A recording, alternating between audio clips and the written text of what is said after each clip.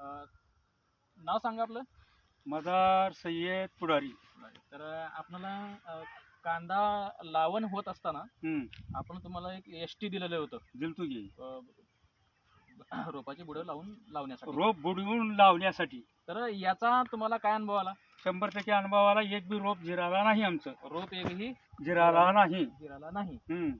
म्हणजे टोटल सगळं रोप लागलेलं आहे. लागलेला आहे.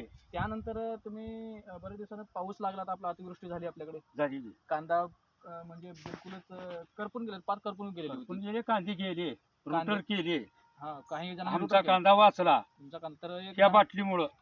त्या बाटलीमुळं म्हणजे रोप वाचलं आणि कांदा बी वाचला. आणि हे खात टाकलं आपण. हे खाट टाकल्यावर 100% कांदा आमचा आला.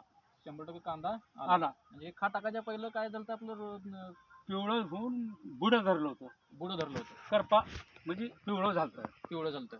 मग हे खात टाकल्यानंतर एकदम हिरवं 5 नंबर 1 आली. 5 नंबर 1 आली.